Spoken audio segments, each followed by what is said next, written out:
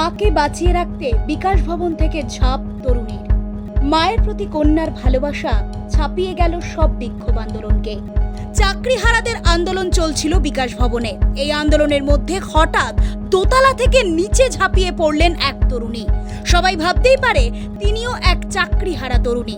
চাকরিহারাদের দাবি দেওয়া পূর্ণ না হওয়ায় নিচে ঝাঁপ দিয়েছিলেন তিনি, কিন্তু না, বিষয়টা কিন্তু সম্পূর্ণ ভিন্ন। তিনি চাকরিহারা নন, তিনি তার বিশেষ কাজে বিকাশ ভবনে এসেছিলেন। বাড়িতে রেখে এসেছিলেন অসুস্থ বয়স্কা মাকে। চাকরিহারাদের আন্দোলনের জেরে আটকে পড়েছিলেন তিনি।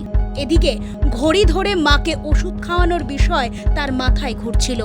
মাকে দীর্ঘক্ষণ ওষুধ না খাওয়ালে মায়ের অবস্থা আরো খারাপ হতে পারে। অথচ বাড়ি ফিরতে পারছিলেন না তরুণী।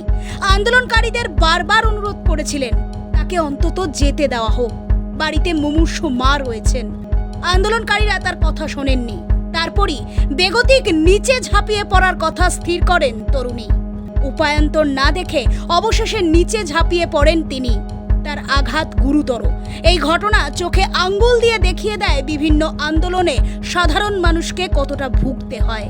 তবুও আন্দোলনের বিপরীত মুখে একটি উজ্জ্বল ছবি রয়েছে, এক তরুণীর মাতৃপ্রেমের ছবি, যা সব কিছুকে ছাপিয়ে ফুটে উঠেছে বৃহস্পতিবার বিকাশ ভবনের ঘটনায়।